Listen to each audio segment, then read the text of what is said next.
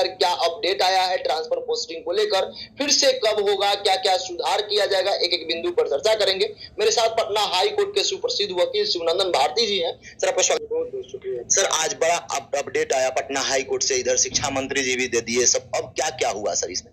देखिए, दरअसल जो शिक्षक बन चुके हैं ये अभ्यर्थियों के लिए खबर नहीं है, जो ऑलरेडी शिक्षक हैं उनके लिए खबर थी, क्योंकि उनसे मामला जुड़ा हुआ था। सभी तमाम तरह के जो शिक्षक हैं बिहार में, उन लोगों को ट्रांसफर पोस्टिंग एक जब नौकरी में चले जाने के बाद जो एक सबसे बड़ा लोगों के, पहले तो लोग जब नौकरी में नहीं जाते हैं तो देखते हैं कि नौकरी किसी भी तरीके से हो जाए, जहां भी उस टाइम में कहिए पोस्टिंग तो चले जाएंगे, लेकिन जैसे ही नौकरी में चले जाते हैं तो सभी की नजर पोस्टिंग को लेकर होती है, क्योंकि वहीं से सुविधाएं असुविधाओं का बहुत सारा ख्याल रखा जाता है। तो ट्रांसफर पोस्टिंग के नाम पर जो अभी बहुत सारे फॉर्म भी भराए जा रहे थे, तो सरकार ने जो ये पॉलिसी बनाई थी, उस पॉलिसी को 7/10 का जो पॉलिसी था 2024 का, उसको इमीडिएटली चैलेंज किया गया था ऑनरेबल पटना हाई कोर्ट में। तो उसमें जो पिटिशनर के तरफ से मृत्युंजय जी थे एडवोकेट, उन्होंने 13 लोग थे शिक्षक, जो उन लोगों ने इसको चैलेंज किया कि ये गलत हो रहा है। तो प्रथम दृष्टया देखिए अभी स्टे जो मिला है माननीय उच्च न्यायालय से, हालांकि फाइनल आर्गुमेंट नहीं हुआ कि वो त्रुटि है कि क्या है नहीं है, क्योंकि हाई कोर्ट का नियम क्या है वो समझिए। जब कभी भी कोई आप रीट फाइल करते हैं तो रीट फाइल करने के बाद जो अपोजिट पार्टी होता है, जिसको आप पार्टी बनाते हैं, तो इसमें बिहार सरकार, शिक्षा विभाग, बहुत सारे चीजें, उनको भी अपना पक्ष रखने का मौका मिलता है। तो जैसे आवेदन पड़ा तो उसका जवाब में वो देने के लिए, तो जवाब के लिए उनको वक्त दिया कि आपको जो भी कहना कीजिए। इस बीच में प्रेयर किया गया कि सर इसको अभी तत्काल के लिए रोक लगा दिया जाए, क्योंकि बहुत सारी इसमें अनियमितता है। जिस बात पर बहुत ज्यादा जोर दे के बातें कही गई और कन्विंस किया गया कि देखिए यहाँ पर जो पॉलिसी का मुख्य बात है, हालांकि उतना बारीकी से लोगों को मतलब नहीं है, लेकिन जो मुख्य बातें इसमें थी कि महिलाओं के लिए जो प्रावधान था वो पुरुषों के लिए नहीं था। तो इसका ये बेसिक चीज है, समझिए कि महिलाओं के लिए अलग पॉलिसी थी, हालांकि उसके सुविधा अनुसार वो रखा गया था, लेकिन वो जैसे किसी का पति बीमार है, बच्चा असाध्य बीमारी से है, अपने बीमार है, तो नियर बगल वाले पंचायत में देने की व्यवस्था की गई थी। तो अभी एक मुद्दा पर ये क्या कि ये आर्टिकल 14 है इंडियन कॉन्स्टिट्यूशन का, वो बात करता है all are equal in the eyes of law. तो आइज ऑफ लॉ में यदि ये बात करता है कि कानून के दृष्टिकोण में दोनों समान है सभी व्यक्ति का जी, तो आप महिला और पुरुष के आधार पर महिला को आप अलग जग चॉइस दे रहे हैं, हमको दे रहे हैं, तो हमारा जो मौलिक अधिकार है उसका हनन है। एक चीज है। दूसरा, ये ट्रांसफर पोस्टिंग नियमावली जो बनी थी शिक्षकों के संबंध में 2023 में, वो एक विहित प्रक्रिया के अंतर्गत बनी थी वो ट्रांसफर पोस्टिंग का। ये रूल जो बनाया गया था अभी जो 7/10 का जो मैं जिक्र कर रहा हूँ, उसमें सुपरसीड कर रहा था, उसको माने वो दबा रहा था। वो पावर नहीं है। वो लॉ यदि कोई ऐसा जो लेजिस्लेचर ने पास किया हो, उसको यदि कोई नियम और उपनियम बनाकर यदि आप उसको दबाने की कोशिश कर रहे हैं, तो ये अल्ट्रा वायरस उसको कहा गया है। तो वो एक बेसिक चीज था। तो इसी आधार पर इसको रोक लगाया गया। बहरहाल हम चाहेंगे कि ये आप जो कुछ मुख्य पॉइंट है उसको आप भी थोड़ा हाईलाइट कर दे तो ज्यादा अच्छा है। तो देखिए, नई ट्रांसफर पॉलिसी में क्या सब था, बेसिक चीज, पति या पत्नी बच्चों को असाध्य बीमारी होने पर पंचायत के बगल में पोस्टिंग मिलेगी। पति या पत्नी या बच्चे के दिव्यांग होने पर भी बगल के पंचायत में पोस्टिंग मिलेगा। यदि कोई विकलांग बच्चा है तो सबका, पति पत्नी या बच्चे के मानसिक बीमारी रहने पर बगल के पंचायत में पोस्टिंग मिलेगा। ये जो मानसिक बीमारी की बात थी, मेंटल डिसीज, ये एक अपने आप में विवेक था। इसके साथ एक स्कूल में अधिकतम 70% महिला शिक्षकों की पोस्टिंग होगी। हर पंचायत पर ट्रांसफर का अनिवार्य किया जाएगा।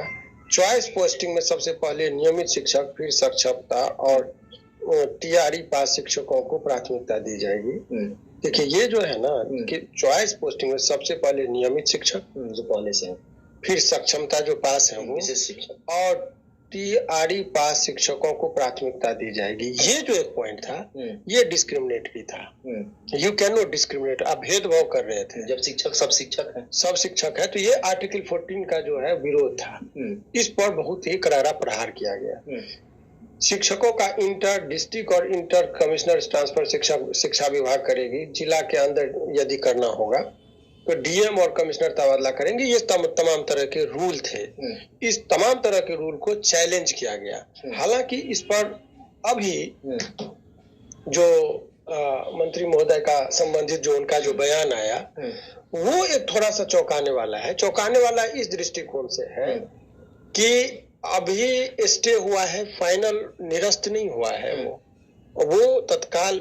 हाँ, हालांकि किसी भी ऑर्डर में यदि इंटरिम स्टे मिल जाता है तो इससे ये एक जरूर आप आकलन कर सकते हैं कि प्रमा फेसाई जज साहब जो है कन्विंस है कि कुछ न कुछ मैंने फेवर। हाँ, तो लेकिन इससे तुरंत में अभी यदि उनके बयान को जिस हिसाब से मीडिया में चलाया जा रहा है यदि उसको सत्य माने तो उन्होंने कहा कि अभी स्थगित करेंगे, फिर से नई पॉलिसी बनाएंगे, ये है वो है। दैट मीन्स कि वो भी इस चीज को मान गए कि हमसे त्रुटियां हुई थी।